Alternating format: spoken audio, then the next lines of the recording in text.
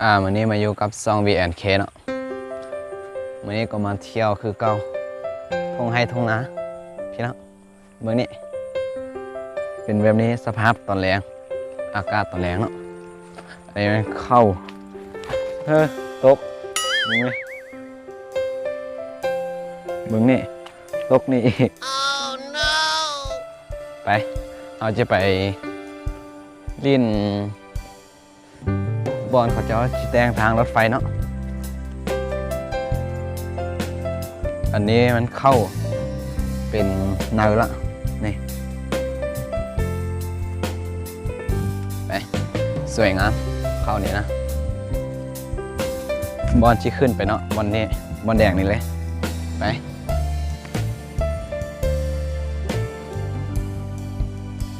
บรรยากาศตอนแรงทุกคนเบิ่งเข้าอันนี้เป็นบ้าน VNK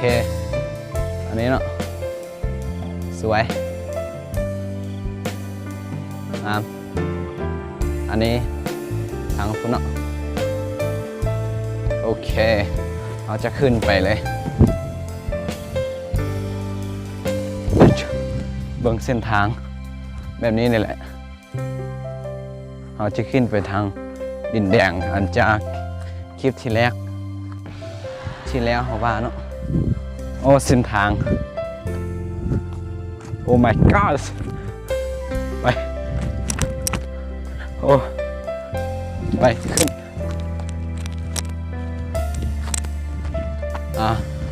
เอาก็จีขึ้นไปฮอตแล้วเนาะในเส้นทางรถไฟเลยแต่ยังไม่ได้สำเร็จเนาะไปนี่หมู่บ้าน VNK อยู่ทางลงอันนี้ขึ้นมาทางภูเลยเนาะทางภูมันก็แบบนี้แหละจะขึ้นไปเนาะ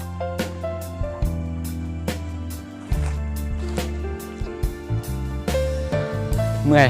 ทุกคนเล่นเมื่อยเบื้องนี่มันเป็นอุ้งเลย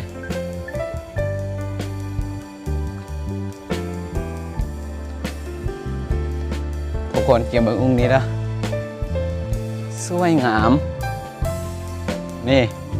เห็นปะมาเนี่ยจะพาไปเบิ้งทางมัดบ้านเลยเนาะจะขึ้นไปเบิ้งว่าเห็นบ้านปะจะขึ้นไปบนนี้เนาะว่าจีซองเห็นบ้านเขาปะไปแลนทุกคนแลนอันนี้ก็เป็นเข้าคือกันเนาะไปทางนั้นจะเป็นเงินหรือว่าหมู่บ้านเนาะ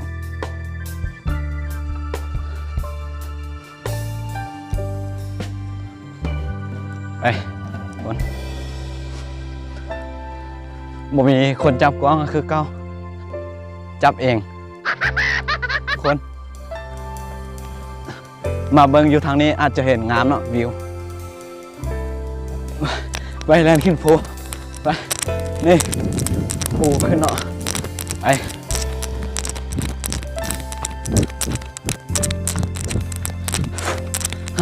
เมื่อยอีหลีทุกคนเราก็ขึ้นมาฮอตแล้วเนาะมาเบิ่งเลยเมื่อยทุกคนนี่เนาะเส้นทางเขาจะเช็ดทางรถไฟเนาะดังทางนี้เลยขึ้นไปว่าจะเห็นบ้านเขาบ่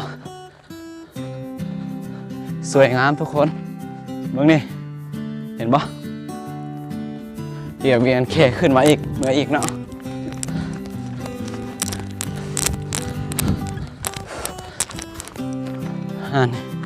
อันนี้ก็เป็นหมู่บ้านเลย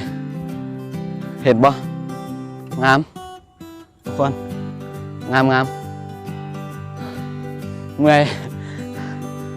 เบิ่งนี่เสียวสายตาเบิ่งอันนี้เป็นบ้าน VNK เนาะทางพุ่นเนาะอุโมงค์มันมีอุโมงค์ นู่นเองอยู่พุ่นไปเราจะไปใส่ต่ออาจิพาเบิ่งเห็นบ่ทุกคนเดี๋ยวไปทางนี้เนาะ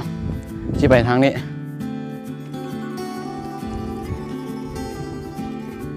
ไปเมื่อยเลยทุกคนเบิ่งแม่น้ำเห็นปะ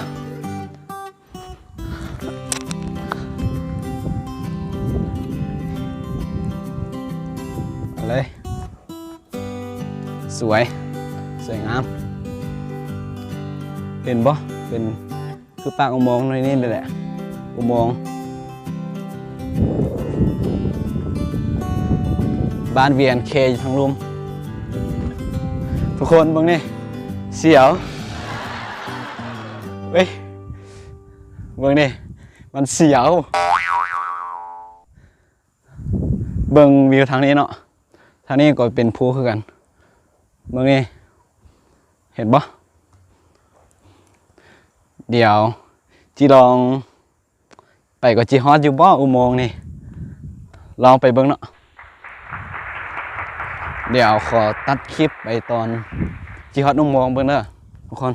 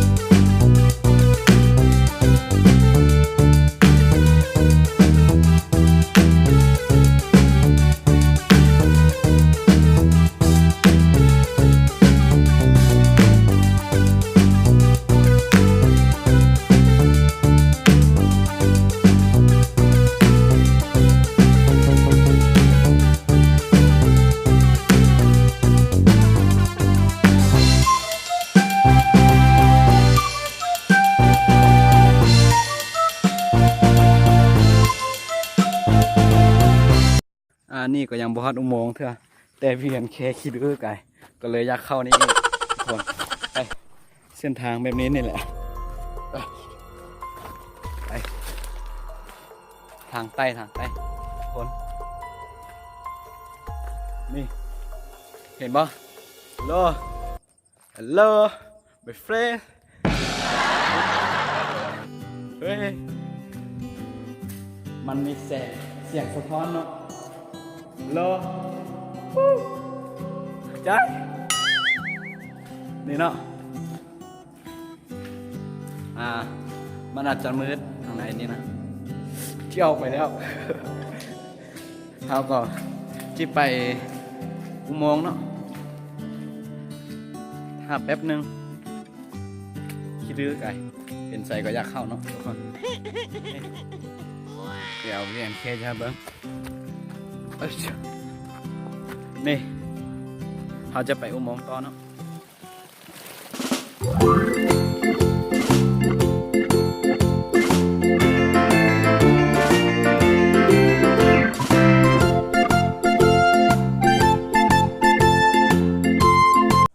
แล้วทุกคนฮอดแล้วอุโมงค์เมื่อยไหร่แล่นมานะเห็นบอสทุกคนอุโมงค์เดี๋ยวจีสายเข้าไปมองอีกเนาะเห็นบ่สวยงามอีหลีทุกคนฮอดแล้วเมื่อยไหร่เดี๋ยวจะพาเบิ่งเด้อมาจะเข้าไปบริมอเนาะแต่ก่อนพอได้เบิ่งซ้ำนี้เนาะทุกคนเบิ่งนี่อุโมงค์ได้หันเขาเจาะอยู่ภูเลยเบิ่งนี่จะเฮ็ดเมื่อยเลยซอง VNK หลายมักดันท่องเที่ยวบ่มักห้องเพลงเนาะหรือว่ามักลิ้นมักเที่ยวมักกินนั่นแหละทุกคนอยากให้ VNK เฮ็ดหยังก็คอมเมนต์ ใต้คลิปนี้ได้เนาะได้ VNK เที่ยวเบิงอุโมงค์เด้อสวยงามทุกคนไปฮอนอีหลีไปเอามาไก่เติบได้นี่นี่ปากอุโมงค์เนาะทุกคนเห็นปะว้าวนี่ก็เป็นภูผาป่าไม้อันนี้นะฮอนทุกคนตัวนี้ VNK ฮอนหลายอันนั้นก็นี่เห็นปะอุโมงค์เห็นปะอันนั้นแหละอุโมงค์บางเบือนบ้าน VNK นะเมื่อกี้ว่าพิษนี่เนาะสวยงามทุกคนเบิ่งวิวเบิ่งท้องฟ้าก่อนสวยงามอีหลีเบิ่งทุกคนนี่ท้องฟ้าโคตรงาม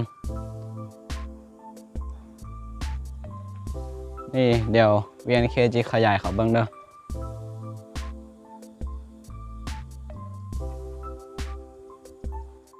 คันผู้ใดมักผู้ใดฮักก็ช่วยกดไลค์กดแชร์ให้ VNK ได้เด้ออยากให้ VNK เฮ็ดคลิปมาอย่างก็คอมเมนต์บอก VNK ได้เด้อ VNK พร้อมจะเฮ็ดให้ทุกคนเบิ่งนี่สวยงามทุกคนเดี๋ยวนี้ VNK ก็ขอลาไปก่อนเนาะ VNK ขอจบคลิปสำนี้เนาะไม่น่าค่อยมาพอกับ VNK มานี่อุโมงค์อย่าลืมคอมเมนต์ใต้คลิปบอกกันได้เด้อว่าอยากให้ VNK เฮ็ดหยัง Okay.